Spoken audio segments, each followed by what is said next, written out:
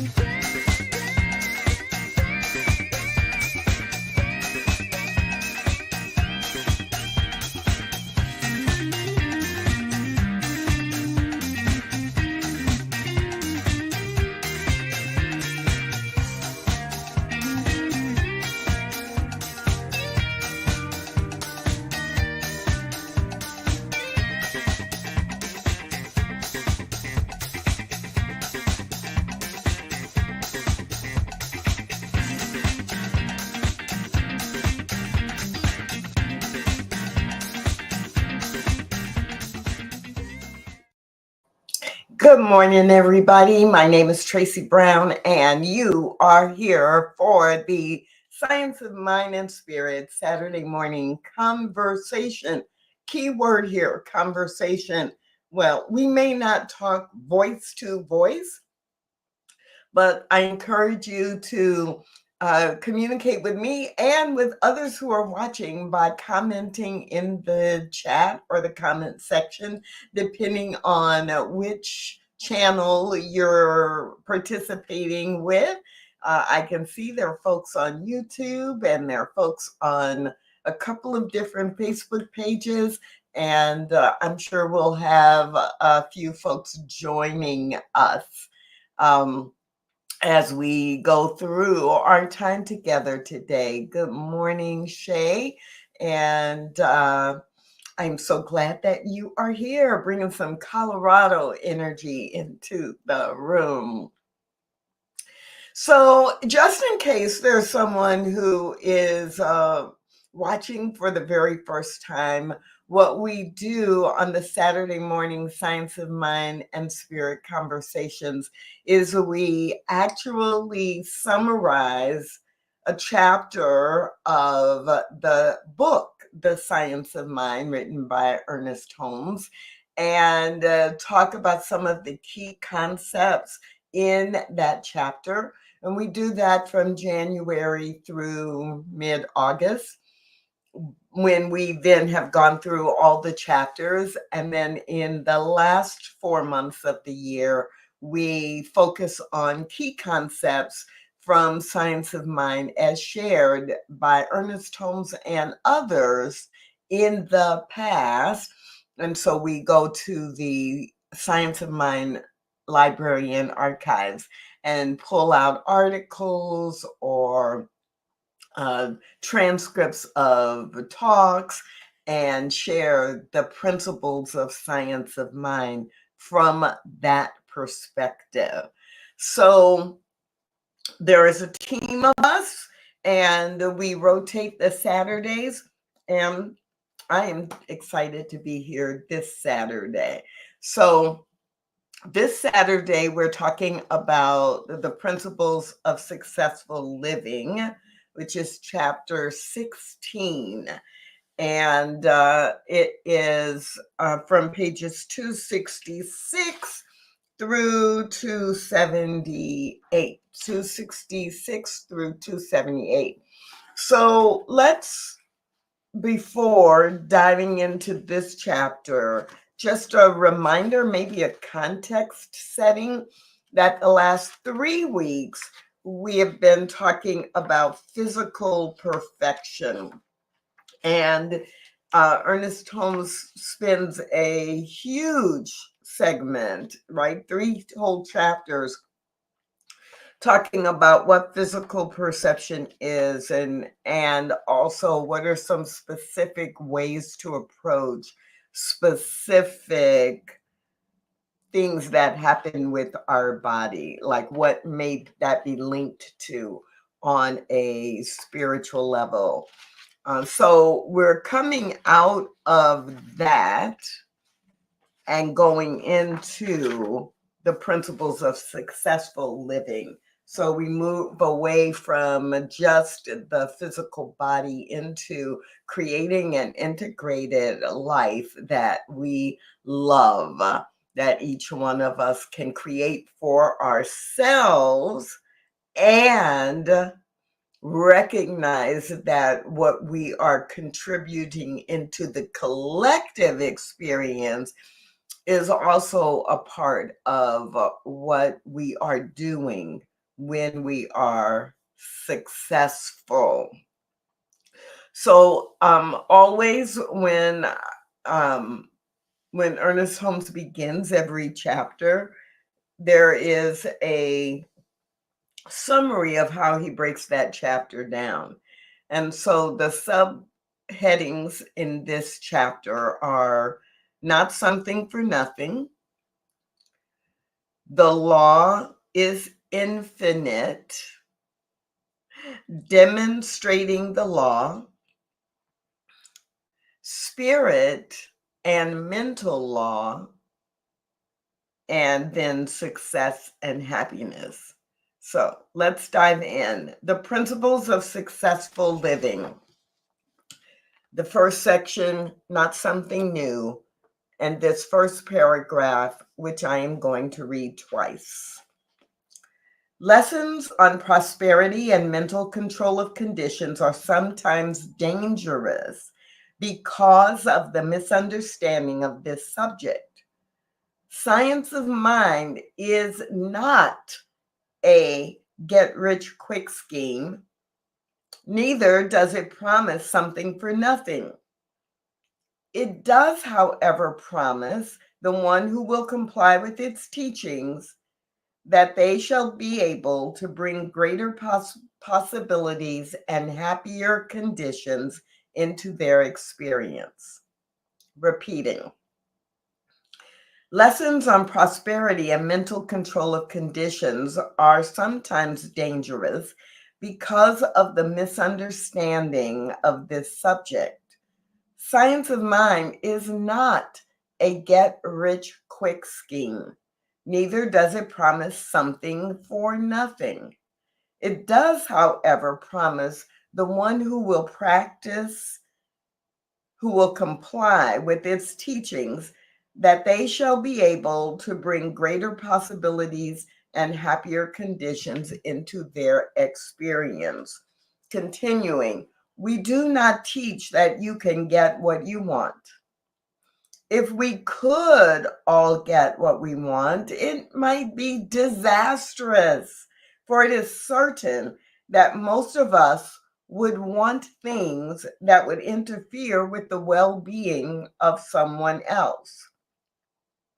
While we could not expect to demonstrate that which is contrary to the nature of our own existence, we not only believe, but we know that it is entirely possible through mental treatment, through right thought and belief, to greatly influence our environment, its reaction to us, the situations we meet, and the conditions we contact. There is such a thing as demonstrating a control of conditions. Okay. Now I'm pausing there because that was a lot. That was a lot. So let's go back to the very top. Science of mind is not a get rich quick scheme. And I love that Ernest Holmes begins this chapter reminding us of that and basically admitting in the first sentence, lessons on prosperity and mental control of conditions are sometimes dangerous because people misunderstand that, thinking I just want to get rich, right? Lessons on prosperity, and not understanding that underneath that maybe physical outcome, the body, the form, which we talked about way back in probably chapter 4 or 5, that there's an outcome, right? There's a demonstration. There is something that we experience on the physical or human level that we might call prosperity or abundance. We might call, success. But if we're not attending to what's underneath that, or if we think we can just say, I want prosperity, I want to be rich, or I want prosperity in my relationships, I want to have really a good relationship, and think it's going to happen like this, that there's a misunderstanding with a lot of people just saying, oh, well, if I think positive, it will happen. And not understanding what science of mind teaches, which is how the natural law works, how physical law, spiritual law, scientific law, right? How all of these things are actually woven together, but they're all built on this solid foundation. And so I laugh because I was teaching a class once. This was a while ago, but I remember that one of the students in the class was was relatively new to science of mind.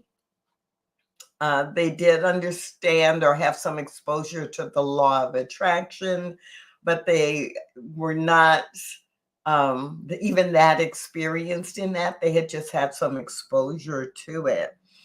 And I don't know, maybe about 3 weeks into this multi-week class, the student, was talking to me during the break, and they were really frustrated because in their mind, they just thought from what they had been exposed to up until that point that they just should never be negative and they would just be positive and happy all the time, and their life would be like perfect.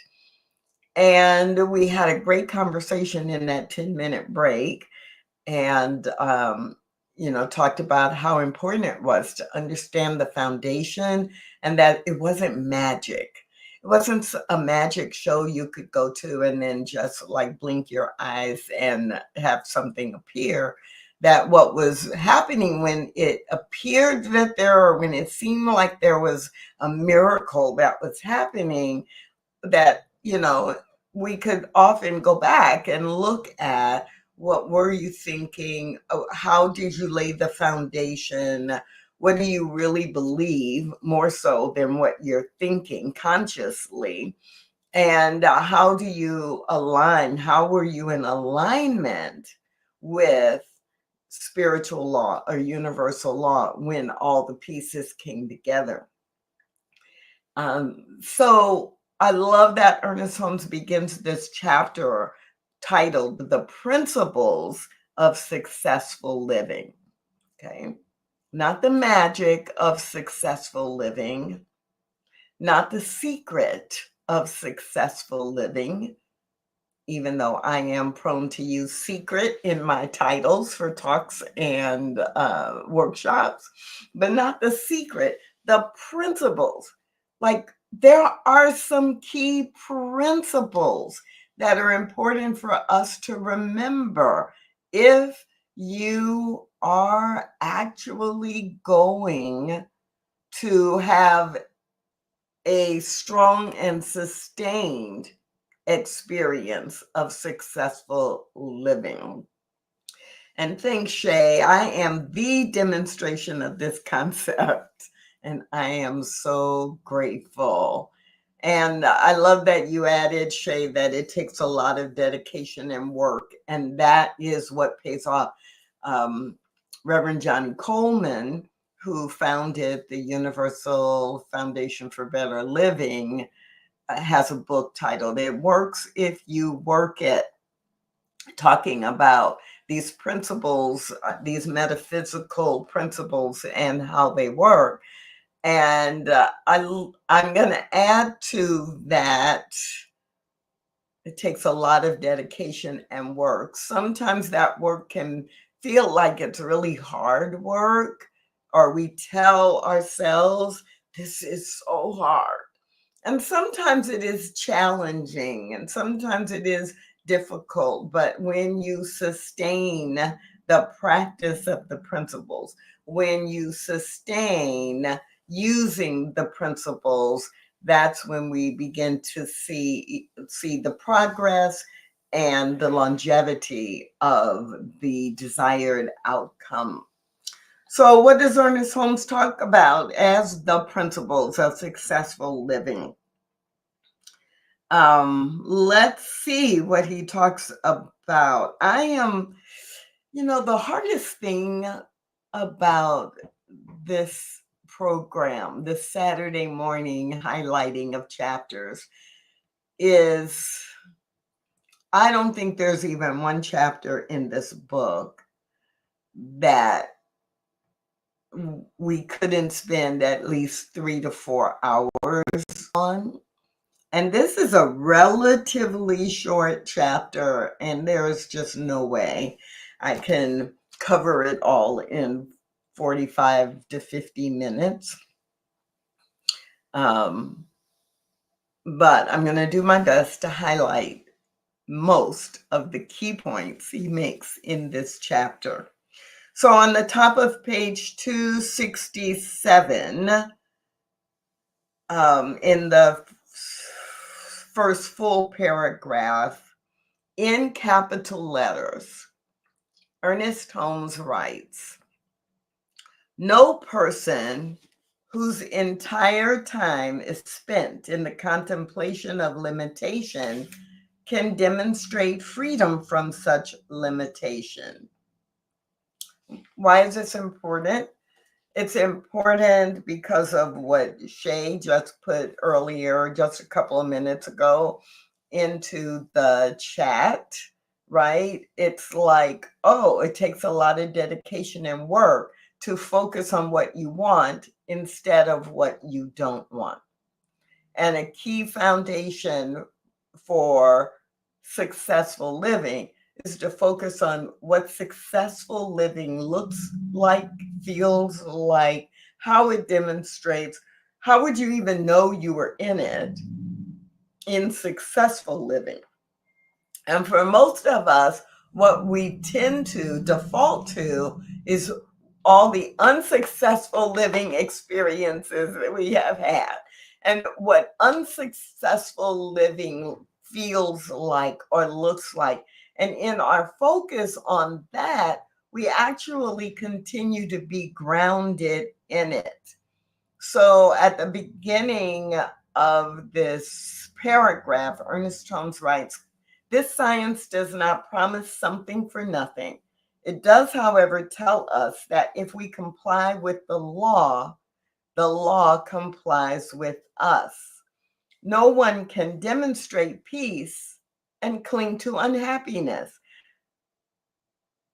You can demonstrate resignation and call it peace, but it will not be peace. No one can jump into the water and remain dry. This is contrary to law and reason."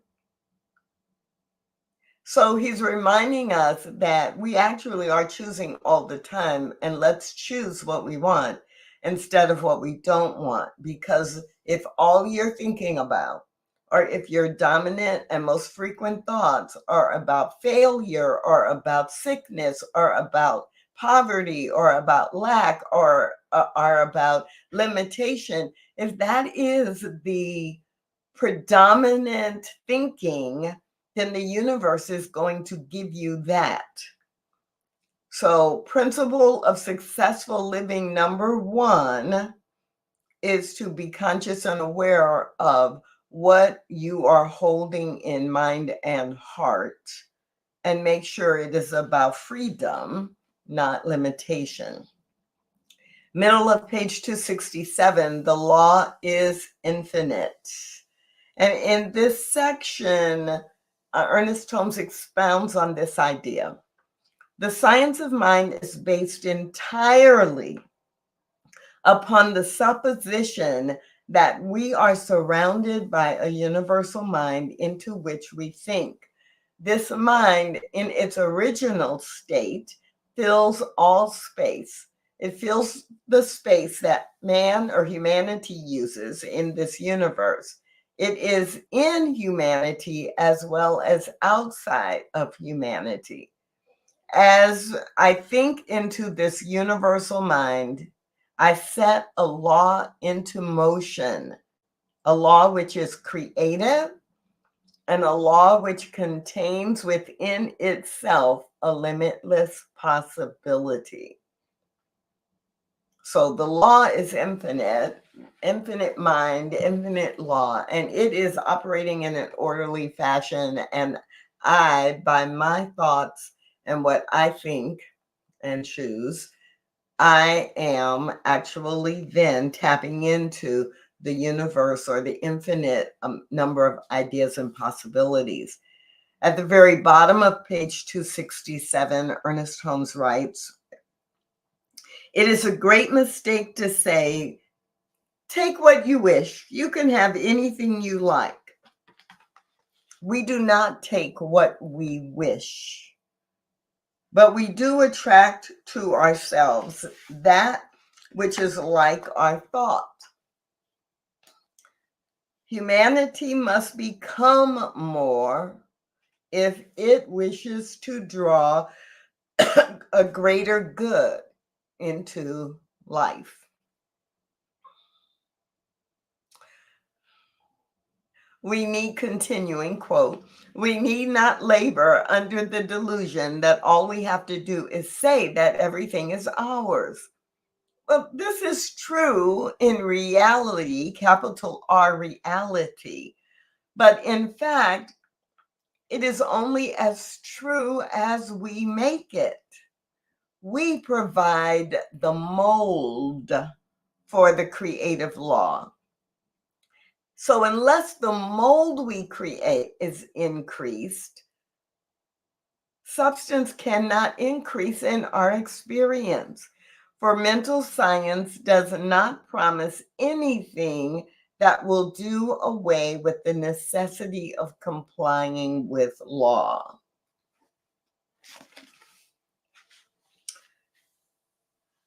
Quoting Holmes, "Every person must pay the price for that which is received, and that price is paid in mental and spiritual coin."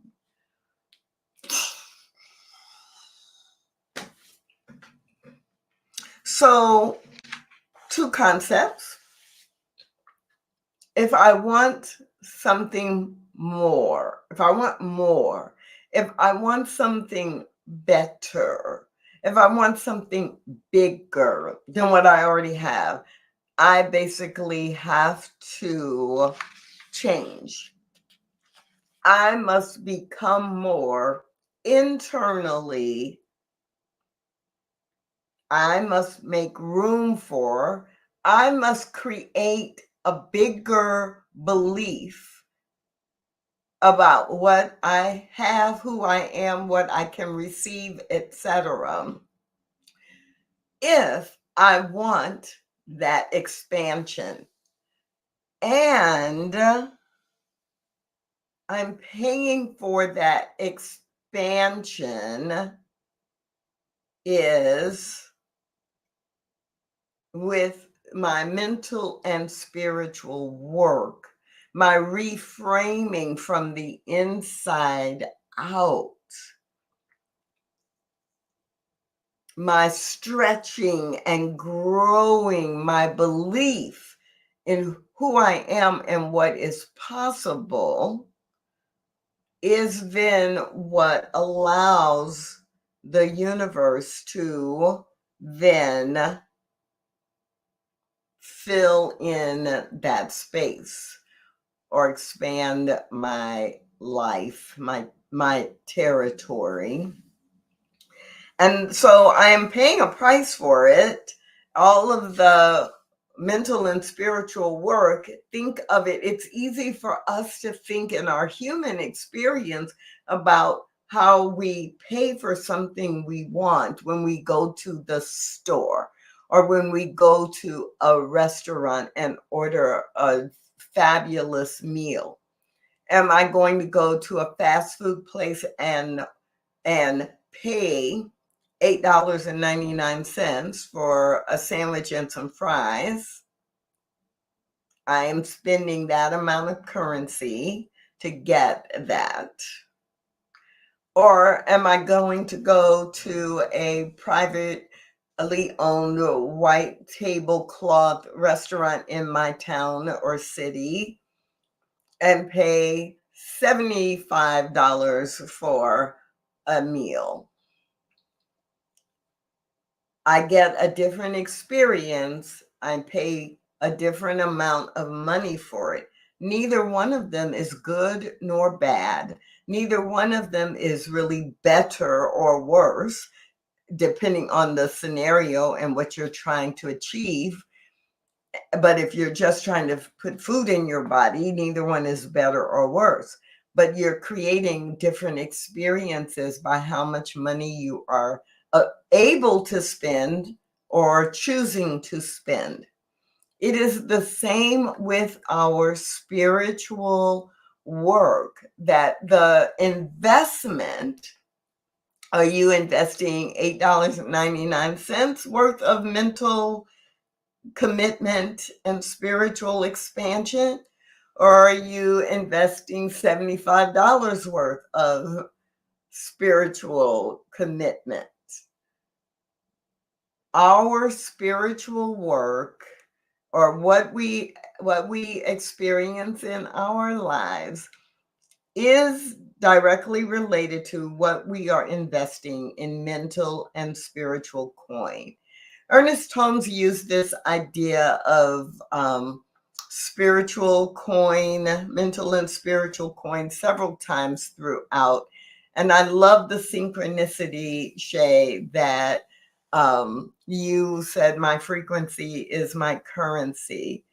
And yes, Michael Bernard Beckwith refers to currency and coin as well, because Michael Bernard Beckwith was trained in science of mind and religious science. And so it's a very foundational piece in our teaching when we are talking about these principles of successful living.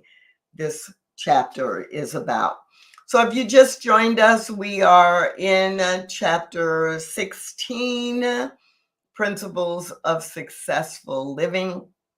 And I'm going to jump over to the bottom of 269, even though there's a lot of juicy stuff on 268 and 269. But I'm going to jump to the bottom of 269 and go into 270. Last paragraph on 269.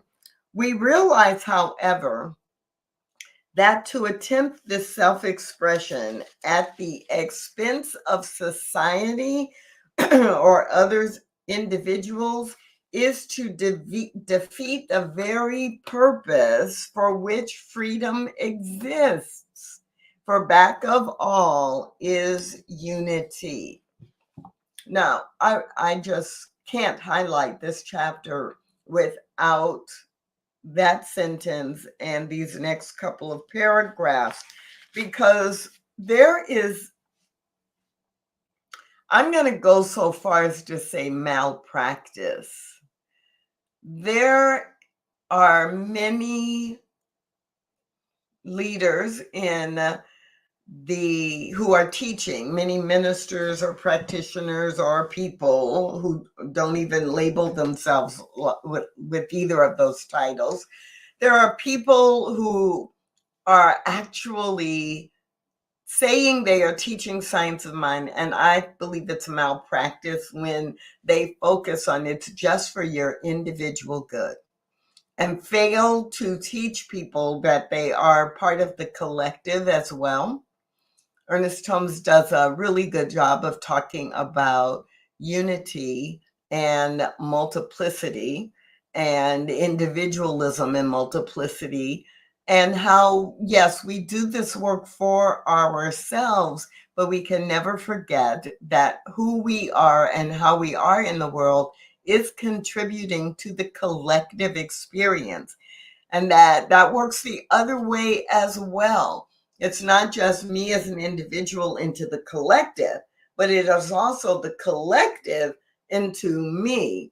So a lot of things that happen in our lives are the result of collective belief or collective fear or collective anger or collective resentment, whether that's simply the collective being our family, our genetic family, or the collective being the school or the company I work for or people I work with, or obviously on the scale of many of our lives, the collective or cultural experience, beliefs of the people in our state, our country, or globally. So it's a two-way exchange that it's always happening.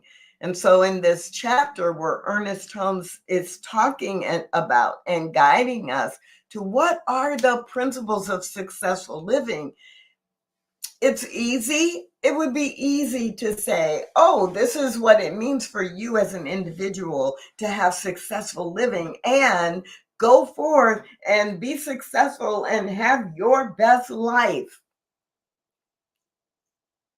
And he does that, but he reminds us pretty early into the chapter that our individual life, yeah, we can have what we want as long as it does not harm others.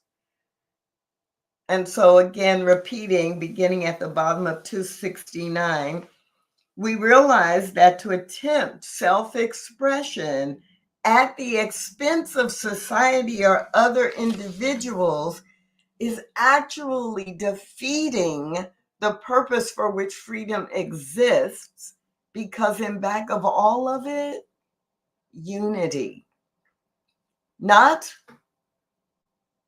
unity meaning uniformity, that everyone is the same. Unity does not equal uniformity. Unity actually means, you couldn't have unity if you had uniformity. You maybe would have cloning, but you wouldn't have unity. Unity implies that there are things that are different or that are individualized that are coming together. So unity in humanity is the fact, or is representing the nature that every individual human is different, but they are united for a common cause, or they are united in a common experience.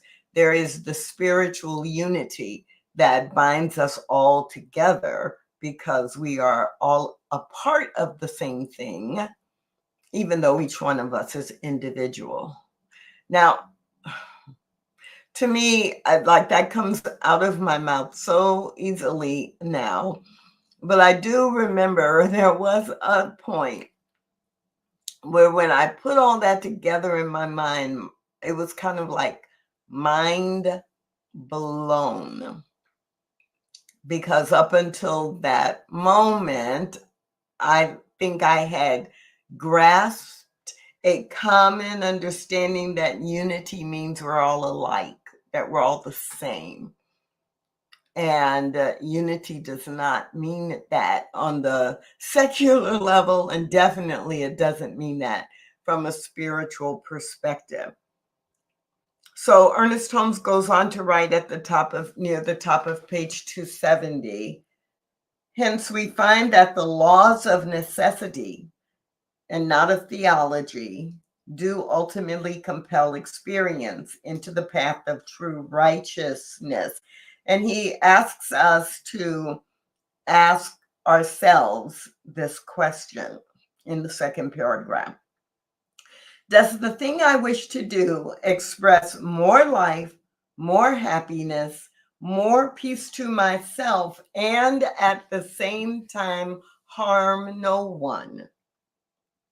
Repeating, this is a question that we are to ask ourselves when we are applying the laws so that we can experience successful living. Ask yourself this. Does the thing I wish to do express more life, more happiness, more peace to myself, and at the same time harm no one?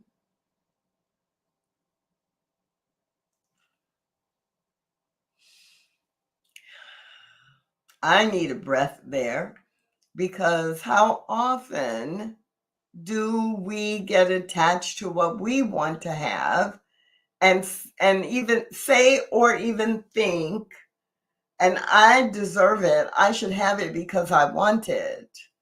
But we don't ask that last part. Do I want this? And does it harm no one else? Now, for most of us, we don't want to choose things that will harm others.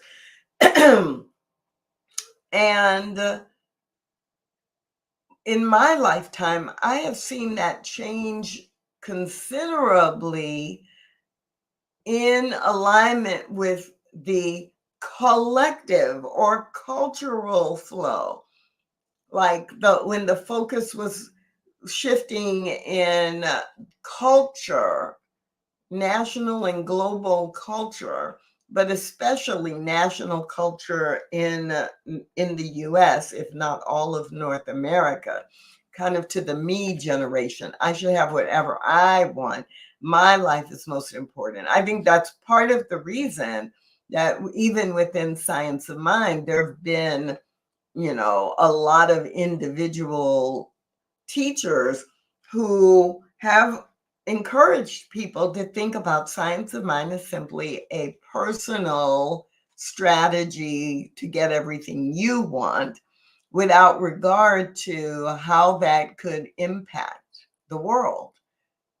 Think about climate change or all the plastic in the landfills and how our lives and the health of people has declined in some ways, but we don't always see it because technology has increased and it is increasing our life, but not necessarily the quality, right, of our life or the natural expression of longevity. And so it's like, oh, if we think about our own convenience, so at this moment, I'm thinking on the collective, and then we can look back at how that trickles down to each one of us individually.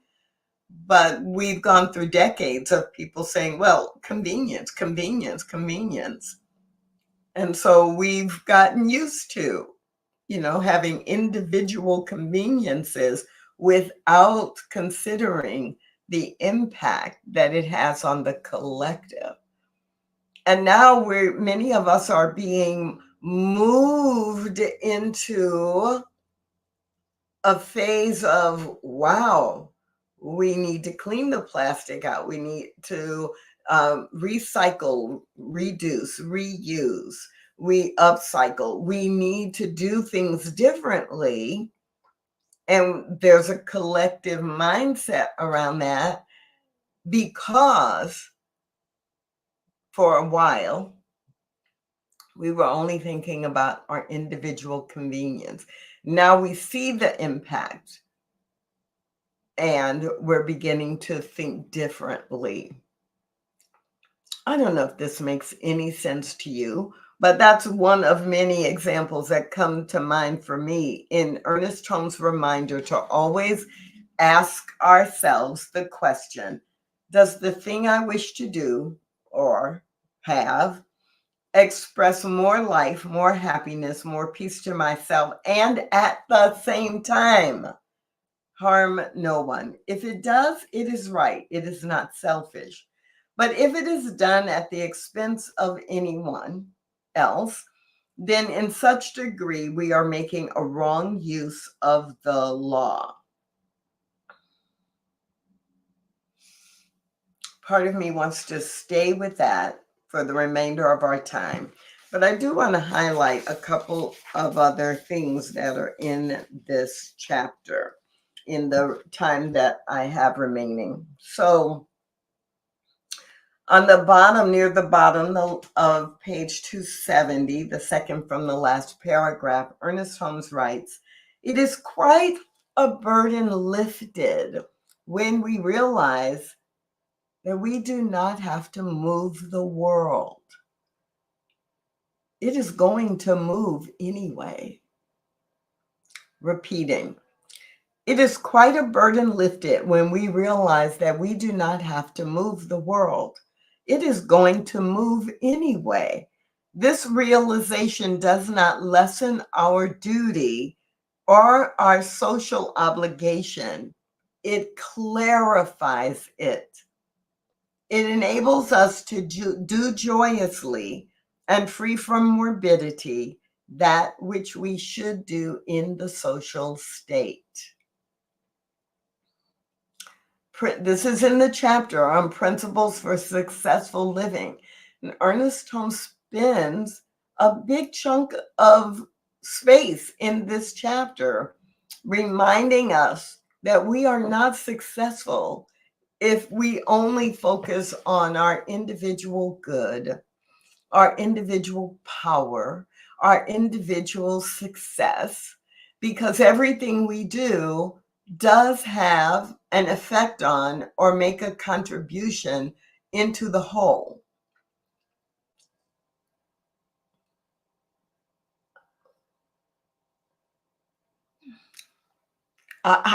So much I want to add to that, but I'm going to move on. So in the next section on demonstrating the law, Ernest Holmes reminds us that the possibilities of the law of the universe, of the universal mind, the possibilities are endless. They are infinite. That's what the word infinite means. There is no end. There is no beginning or end.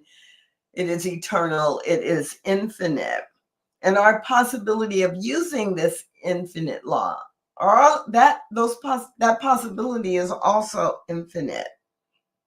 There is such a thing as universal law in mind, and we can use it if we comply with its nature, if we work as it works. And that's the whole science of mind, like in a nutshell. The universal mind, the one mind is always working, and we can work, and our lives can work as we align with that. And so you'll hear many of us talk about getting in alignment versus asking for being rescued. Like if I get in alignment with law, with the universe, then the laws have to work for me because they are the law. They are the way that things come together. They are the way, this is the way that creation occurs. So on 271, in that section demonstrating the law, Ernest Holmes is reminding us of this. Many of the points which were made in earlier chapters, between chapters 1 and 6. Second paragraph on page 272, our part is to be ready and willing to be guided into truth and liberty. If in the making of a demonstration, it becomes necessary to change our mode of living, then the law will point the way and we will follow. Okay, I'm smiling here because Yeah, in my life, I have been getting some real clear messages that in order to demonstrate what I want to demonstrate in the world, I must change my mode of living, where I live, how I live, what I'm focused on.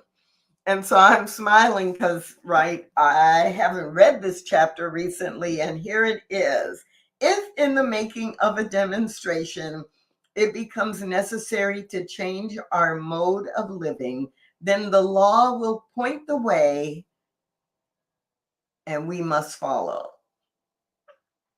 Our correct choice will be part of the working of the law. All doubt and fear must go, and in their place must come faith and confidence, for we shall be led by Spirit into all good. Now, for me personally, right at this moment, that is a mic drop. The guidance, or part of the guidance that I didn't know I needed, but I've been asking for. And so I'm hoping at least one other person needed to hear that. And maybe it was just for me. I don't know. So, in the Principles of Successful Living, chapter 16, the beginning of the last paragraph on page 272, insofar as we are going to make this work, it is because we contact universal laws which run through every age and race and which answer every person. A little further down in italics, there is no medium between us and the universal mind except our own thought. In such degree as we place a medium, we have to absorb that medium before we can make a direct approach. The Bible says there is no mediator between God and man except Christ. Christ means the truth about ourselves, not a person. So the Principles of Successful Living, Ernest Holmes goes through several that are really, really important for us, and reminds us that we sometimes are our own barrier, and then further reminds us that there is no mediator, no medium, no person or thing between us and universal law except our own barriers. Nothing.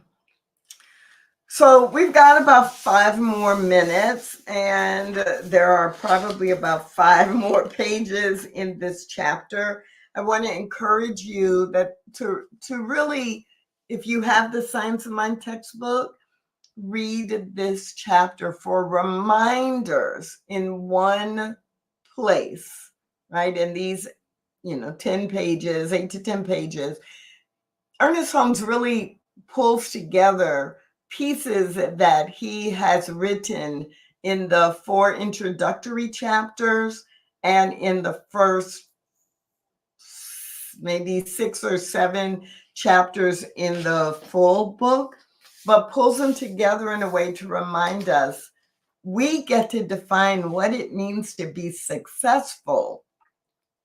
And the universe says yes, as long as what we want does not harm others. On the bottom of page 274, Ernest Holmes quotes Thomas Troward. Troward says that we enter the absolute in such degree as we withdraw from the relative, and that we withdraw from the relative in such a degree as we enter the absolute. What he meant was this: in such a degree as the answer and the result is contingent upon any external circumstances, any existing known fact, no matter how apparent, the treatment is not in the absolute, it's in the relative, and necessarily conditioned by the contingent which is held in the mind.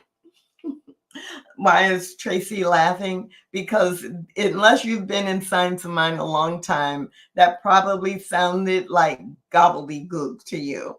So I'm going to translate it a little differently. As long as we stay in the absolute, in God, in the laws of God, in the laws of the universe, as long as we ground ourselves there, right, then we are in the absolute. We are thinking in alignment with spiritual law. But what most of us do way too often is we ground what we want, how we want it, what form it ought to take in the relative, in the human experience. And so that gets in the way of demonstrating what we actually want, or gets in the way of our faith and belief. There are very few of us, don't like that phrasing, because there, I think, are millions of us. And sometimes millions of us seems inconsequential when we know we live, in a world with over 8 billion people. But millions of us is not a few or small amount. So let me say it this way instead. Not enough of us yet move away from human belief in the human experience more than the belief in the divine. We believe in our humanity more than we believe in our divinity. And when we agree to be guided by our divinity, and we trust our divinity and the way the universe works more than we lean on or trust our humanity and the limitations that our humanness serves us, the more we do that, the more successful we will find our lives being. So Ernest Holmes then moves into spirit and mental law, and then he gives us some tips about why Jesus was able to do the things that Jesus did, and reminds us that we too can have the experience of doing things that look like miracles to others when we align our thought to universal law, because the law then will command it to happen. And he ends this chapter with success and happiness. Quote, "Success and happiness are ours when we deal with absoluteness. This is the attitude we should have. What we need to know is the capital T truth. This does not mean that we need not be active. Of course we should be active, but we need not compel things to happen. Only remember, we are surrounded by a universal subjectivity, a subjective, creative consciousness, which is receptive, neutral, impersonal, always receiving the impress of our thoughts, and which has no alternative other than to operate directly upon our thoughts, thus creating the things which we think." Repeating that last part. We are surrounded by a universal subjectivity, a creative consciousness, which is receptive, neutral, impersonal, always receiving the impress of our thoughts, and which has no alternative other than to operate directly upon our thoughts, creating the things we think about.